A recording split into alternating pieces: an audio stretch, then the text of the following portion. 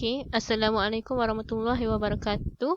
Baiklah, hari ini akak akan ajar untuk modul 4 iaitu tajuk daripada Sains Tingkatan 4 bab 7 iaitu koordinasi badan. Okay. Okay. Kita mulakan dengan sistem endokrin manusia. Okay, sistem endokrin manusia tu apa? Okay, sistem endokrin manusia ni ialah satu sistem di dalam badan yang mengkoordinasikan fungsi badan yang melibatkan bahan kimia. Maknanya ianya satu sistem yang akan koordinate kita punya fungsi badan. Maknanya tanpa sistem ni kita mungkin segala tindak balas dalam badan kita ni macam tak boleh berlaku lah. Dia macam mengkoordinasi ni maknanya benda yang berlaku dalam badan kita tu kita tak kawal pun. Macam contoh denyutan jantung kan. Kita tak kawal pun denyutan jantung tu kan. Dia gerak sendiri. Tapi dia gerak tu bukannya tak dikawal oleh apa-apa pun. Tapi dia ada benda yang kawal dia.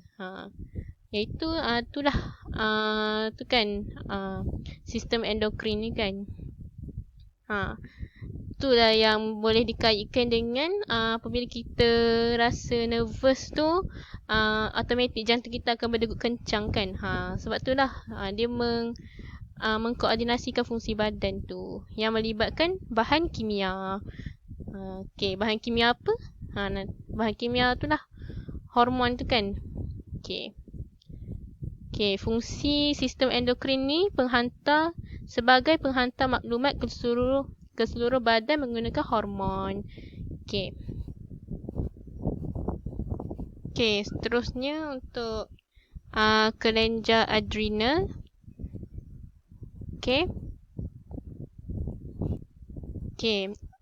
Kelenjar adrenal ni macam yang akak cakap tadi, dia terletak dekat dengan buah pinggang kan ataupun ginjal. So dia terletak di bahagian atas ginjal. Ni kan kelenjar adrenal. So apa fungsi kelenjar adrenal ni? Dia merembeskan hormon apa kan? Dia merembeskan hormon adrenalina ataupun dalam bahasa Inggerisnya adrenalin.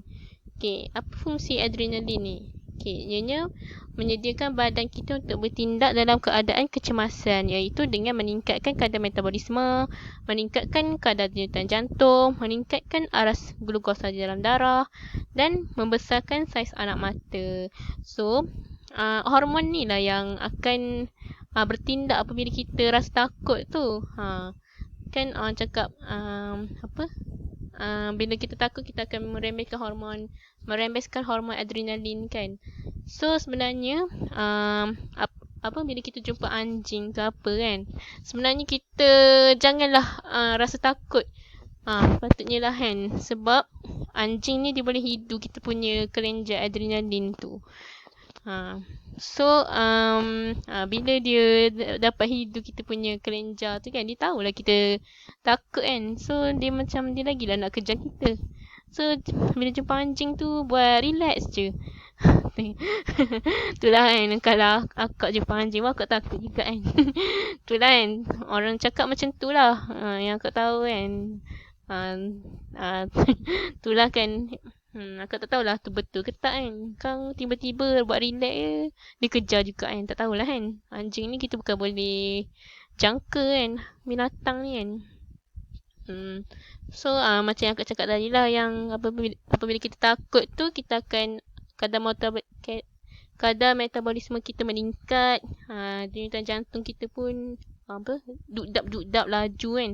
Lepas tu aras glukos dalam darah pun meningkat. Lepas tu automatik kan, bila kita takut, anak mata kita akan jadi besar. Kan macam terbeliak kan, takut kan. Seterusnya pankreas. Pankreas ni terletak di belakang perut. Ni kan pankreas kan macam ni.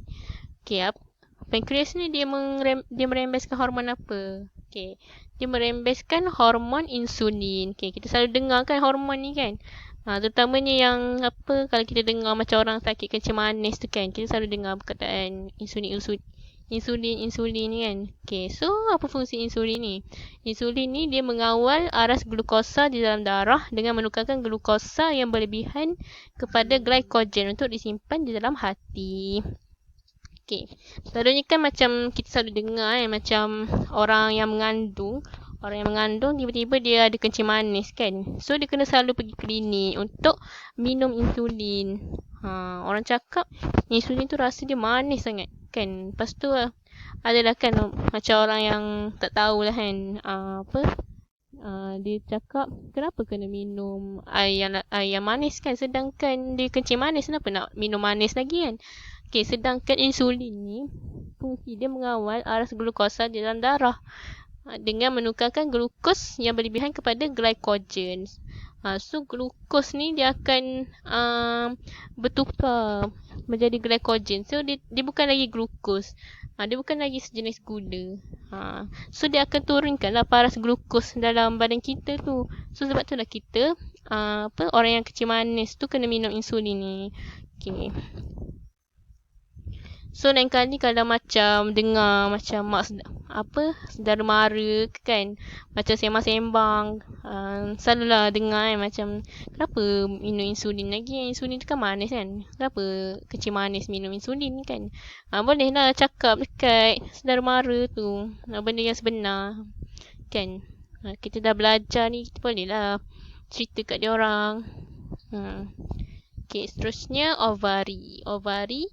Okay, perempuan mempunyai sepasang ovari yang terletak di dalam ruang pelvis. Okay, ovari. Ada 2 ovari. Okay, dalam ovari ni ada apa? Kan nak tanya. Senang sangat soalan ni. Okay. Okay. Dalam ovari ni ada tu lah ovum kan. Ada ovum. Tak payah tanya lagi lah. Kejap. So, okay. Apa hormon yang dirembeskan oleh ovari ni? Okay, yang pertama adalah estrogen. Okay.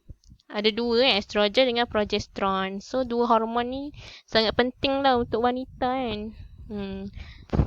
Okay, estrogen ni mengawal ciri-ciri seks sekundar perempuan seperti perkembangan payudara dan pembesaran pinggul, merangsang penghasilan ovum, menyediakan uterus untuk penempelan embrio. So pentinglah hormon estrogen ni kan untuk perempuan kan. Macam itulah, merangsang penghasilan ovum, semuanya berkaitan perempuan.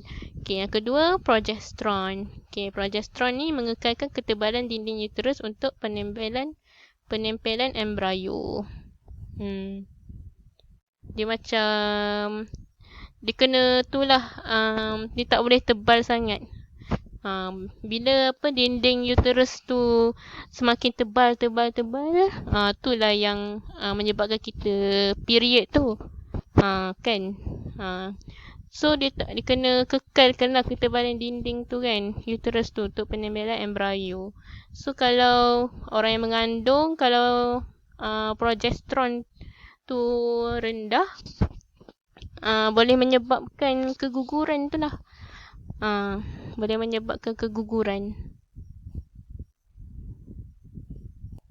Okay, so bila progesteron tu kurang, memang kalau perempuan mengandung tu boleh menyebabkan keguguran. Kalau kita tak mengandung tak apa dah kan, kita akan period. Okay. Seterusnya testis. Lelaki mempunyai 2 testis yang dibungkus dengan skrotum. Okay.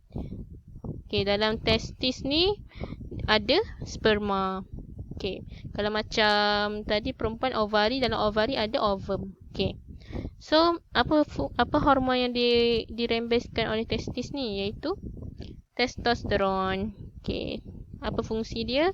Mengawal perkembangan ciri-ciri seks sekundar lelaki seperti suara yang garau dan pertumbuhan misai. Okay. Dan semestinya lah merangsang penghasilan sperma. Macam tadi estrogen merangsang penghasilan ovum. Okey. Ingat Okey, punca dan kesan ketidakseimbangan hormon kepada kesihatan. Okey, kita selalu kan macam hadapi hormon yang tak seimbang ni kan. Terutama macam remaja, macam awak lah terutamanya kan. Awak semua lah kan. Remaja, macam-macam, remaja ni macam-macam stres yang dihadapi kan.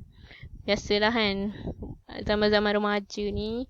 Terutama macam awak ni nak SPM lagi. Kan akak faham lah kan. Akak dulu pun SPM juga. So, apa maksud hormon? Okey, hormon tadi kan. Hormon ialah bahan kimia organik yang mempunyai peranan yang penting dalam setiap fungsi tubuh. Okey. Kadar rembesan hormon mesti seimbang. Kelebihan atau kekurangan hormon akan menyebabkan ketidakseimbangan hormon. So hormon tu mestilah seimbang. Dia tak boleh lebih, dia tak boleh kurang. Macam yang tadi kan yang akan cerita macam contoh yang progesteron tu kan. Dia tak boleh kurang. Kalau kurang, bahayalah untuk wanita yang mengandung. Boleh menyebabkan keguguran. Okay. Seterusnya, gaya hidup dan pemakanan yang sihat amat penting untuk mengekalkan keseimbangan hormon. So, kena amalkan gaya hidup yang sihat lah untuk pastikan hormon kita dalam keadaan yang seimbang. Tak boleh macam stres-stres sangat terutamanya kan. Lepas tu kena selalu bersenam. Pemakanan pun kena jaga. Jangan banyak makan makanan yang itulah yang diproses. Macam tu lah. So, okay. Apa yang berlaku kalau hormon thyroxine ni tak seimbang? Okay. Hormon thyroxine kan. Okay. Hormon thyroxine ni okay, aku nak tanya. Tak apalah, tak lagi. Okay. Kekurangan hormon thyroxine akan menyebabkan kadar metabolisme rendah, tidak tahan sejuk, perkembangan mental dan fizikal terbantut pada kanak-kanak, kreatinisme. Kurang tenaga pada orang dewasa, cenderung menjadi gemuk, goiter. Hormon thyroxine ni kat mana? Kita check balik hormon thyroxine dekat kelenjar thyroid. Senang je nak ingat. Thyroid huruf T kan? T. Boleh menghasilkan hormon thyroxina. Huruf T juga. Pituitary, ADH, GH. Thyroid menghasilkan thyroxine. Adrenal menghasilkan adrenalin. Pankreas menghasilkan insulin. Ovari menghasilkan estrogen dan progesteron. Testis menghasilkan testosteron. Thyroxine kan. Kalau berlebihan, apa pula akan jadi kan? Kadar metabolisme tinggi, mudah berpeluh dan sentiasa berasa panas, sukar tidur dan kuat selera makan, cenderung menjadi kurus, pembesaran kelenjar thyroid, bola mata yang menonjol keluar dan leher yang bengkak. So tak boleh lah lebih kan. Macam terlebih hormon thyroxine ni pun tak boleh.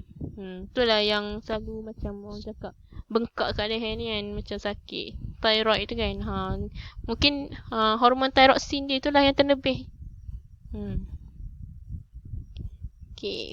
Untuk hormon testosteron pula, apa yang berlaku kalau kurang kan?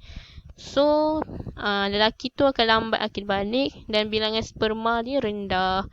So, macam bila bilangan sperma yang rendah, kebarangkalian untuk menghasilkan untuk sperma, untuk menghasilkan sperma tu lah, untuk sperma tu pergi dekat ovum tu macam rendah lah kan.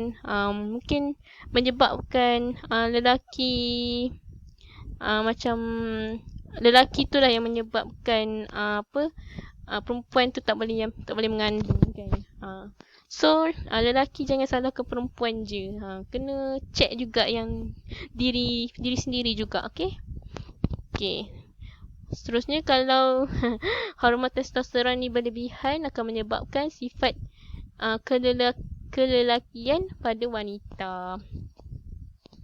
Maknanya hormon testosteron ni ada juga pada wanita, tapi sikit je, tak sebanyak lelaki lah. Tapi kalau wanita